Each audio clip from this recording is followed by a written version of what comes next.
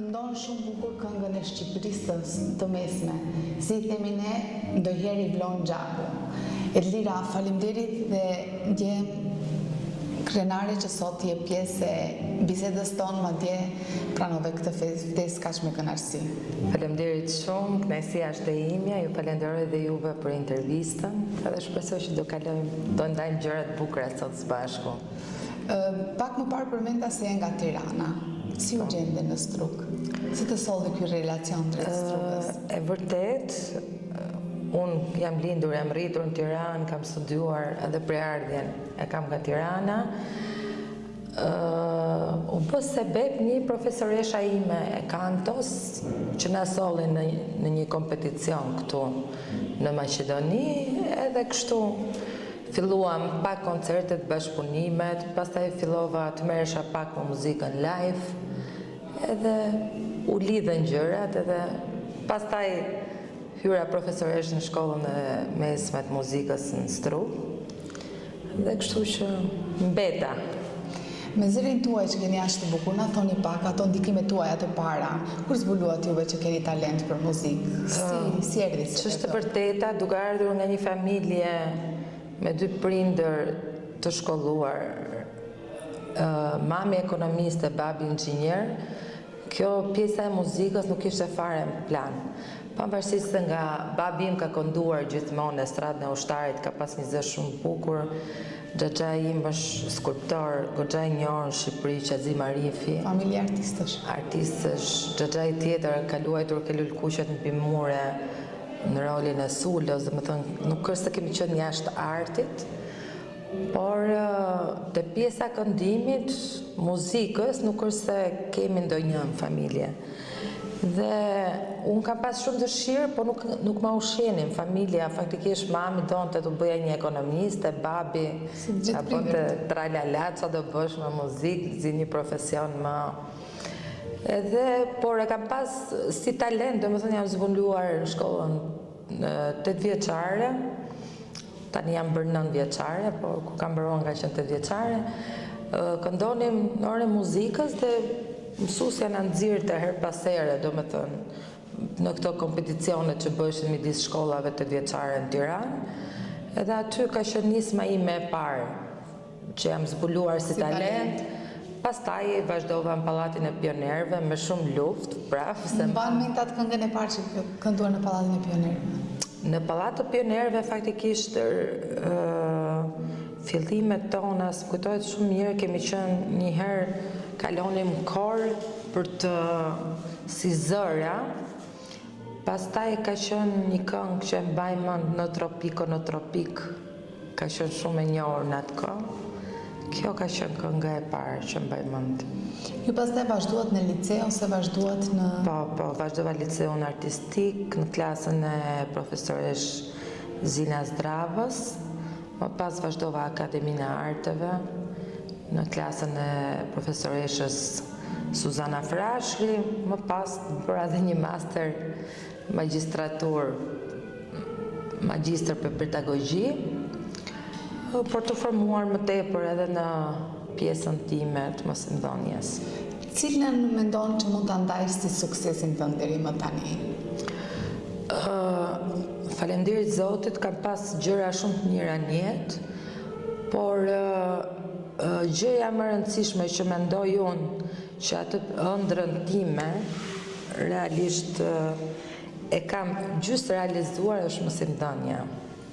Do me thënë ke pas ëndër të jesh profesoresh? Kam pas ëndër të jem profesoresh dhe realisht të këndoj në opera. Kjo është një nga brengat e mia, që se kam arritur, po jeta ajo gjithmonë vjen ashtu siç duhet vi, edhe por shqyr Zotit jam e kënaqur me gjërat që kam. Edhe gjeneratat të reja duhet jenë me fat që të kanë profesoresh të kantës. Po, shpresojmë. Juve veç se jeni profesoresh, jeni edhe këngëtare faktikisht e kantës. Më thuaj pak nga jeta koncertale, nga jeta cilën pjesë të koncerteve apo të festivaleve apo profesoreshës do të rrim pak më afër zemrës? Do të veçoja një masterclass që organizuar nga një instituti italian, nga një shoqatë italiane. Në vitin e 4 fakultet kur kam qenë, ku merrnim pjesë 320 student, edhe atë masterin faktikisht e fitova unë. Edhe koncerti që realizuam ishte një koncert fantastik me orkestër, edhe është një kujtim shumë i bukur, sepse do vlerësova mora një çmim edhe ishte një organizim shumë i mirë. Si ndikon industria e muzikës në kohën kur ju keni filluar të këndoni edhe në ditët e sotme? A është e njëjta ose? Ka ndryshuar shumë. Mund të them 90% e pjesës ku kam filluar unë të këndoj, ishte një kohë kur kishte më pak këngëtar dhe vlerësoheshin ato që ishin vërtet.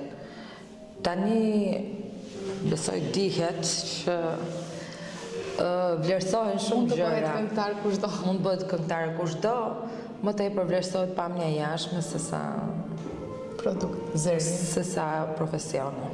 Na thuaj një koncert tuaj të paharruar. Na thuaj një gjë që të ka vënduar në vështirësi edhe diçka që për të mirë.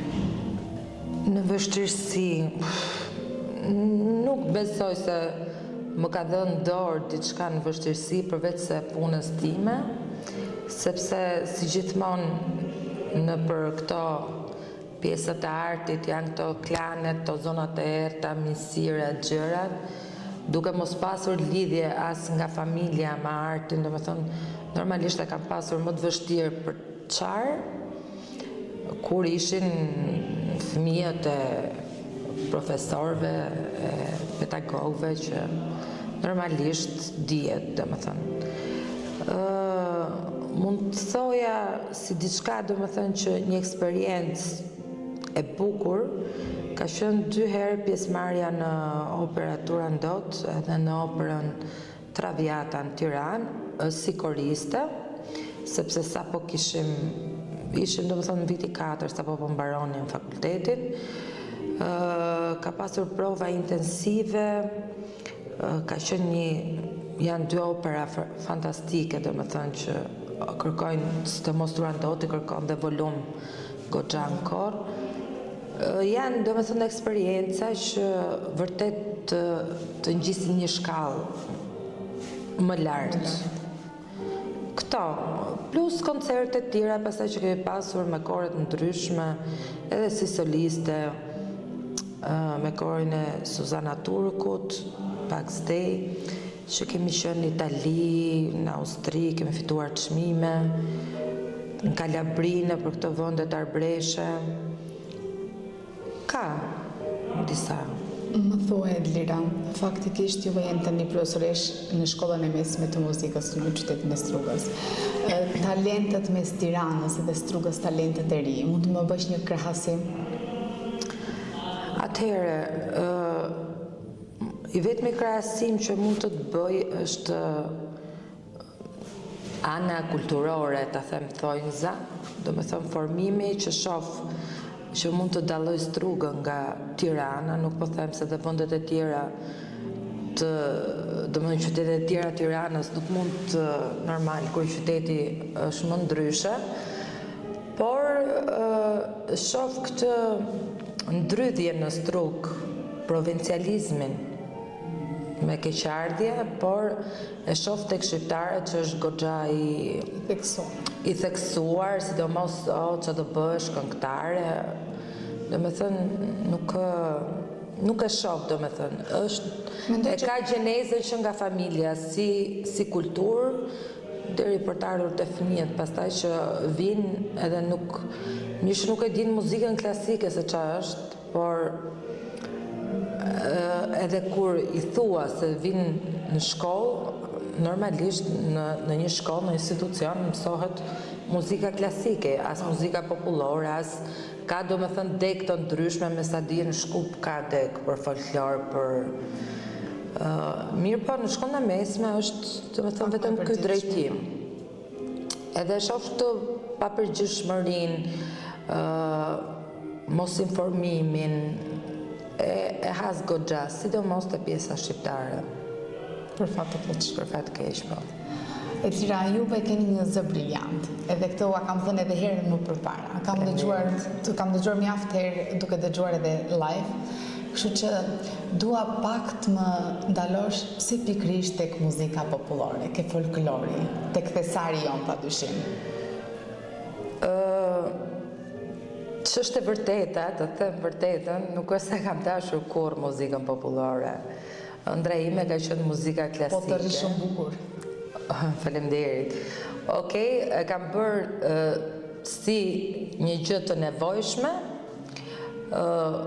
për përfitime nga ana monetare, jo sepse vërtet e kam dashur. Gjëja që kam dashur ka qenë realisht muzika klasike dhe e kam kështu si peng që tani ndihem gjysë e realizuar, që të paktën gjitha të shkollë, gjitha të sakrifica që bën prindrit, faktikisht sepse është sakrificë,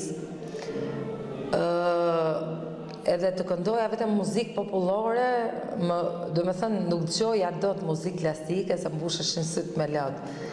Tani ndjehem gjysë realizuar, ndjehem te kjo pjesë, por me kalimin e kohës, duke bërë si punë, fillova dhe ta dua. Dhe janë të ndryshme nga njëra tjetra, po janë të bukura në llojin e tyre gjithë secila. Patjetër. Ke ndonjë këngë që të personalizon si karakter, si personalitet? Mua faktikisht më pëlqen më shumë e gjej veten ke muzika e lehtë, tek këngët korçare. Ky zhanër më flen më tepër. Të tjerat pastaj edhe muzikën e Shqipërisë mesme, sigurisht. Kemi dhe si tradit nga gjyshi që gjithmonë kanë kënduar, më pëlqen, por që shpirtin flet e këngë të qeta, aty jam më rehat. Na thuaj pak për planet që në muzikë. Përsa i përket planeve në shkollë, shpresoj që kemi si kriter pjesëmarrje në gara shtetërore në Republikën e Maqedonisë, me nxënësit e mi, cilët faktikisht u bë viti 6 ky, që marrin pjesë çdo vit edhe çdo vit janë nderuar me çmime të para, dyta. Do me thënë kemi kaluar gjithmonë mirë. Synimi është nëse garat shtetërore organizohen këtë vit, të pjesëmarrja në garat shtetërore. Pastaj përsa i përket pjesës time me muzikën, plane kam një këngë të re për të nxjerrë dhe kushtuar Tiranës. Bashkëpunim ose është solo? Jo, solo është. Projekte kam plot, do më thëmë po varet koha, periuda, ku e shofim me arsyeshme të nxjerrim, para dasmave, mbrapa dasmave. Pasi je ke kjo pjesa e nxënësve shumë e fokusuar, na thuaj një mesazh për gjithë të rinj që mendojnë të mirën me muzikë dhe pretendojnë. Atëherë, në fakt një mesazh një herë le të jetë, a është muzika ashtu siç duket ose është më e vështirë se ç'a duket? Realisht muzika është shumë e vështirë se sa duket, sepse për njerëzit që e shohin dhe e dëgjojnë për një moment ose për një kohë shumë shkurtër, mendoj që muzika është si mjekësia, që çdo ditë ka gjëra të reja. Do me thënë, nëse do jesh e përkushtuar në profesion, çdo ditë do duhet mësosh, çdo ditë duhet shfletosh, çdo ditë, do me thënë, është punë, gjithkohës, nuk është një profesion që e mësove sot, është standard, edhe kjo gjë do jetë gjithkohës. Është gjithkohës duhet mësosh.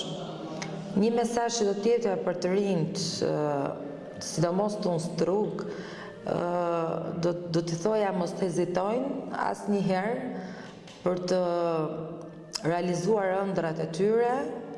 Shpresoj që këtë mentalitetin, po flas strugë me rrethin, se struga si qytet është më ndryshe, por të realizojnë ëndrat e tyre dhe të ndjekin ëndrat e tyre dhe struga ka nevojë. Se ja, nuk do isha unë t'jepja kanto në strugë.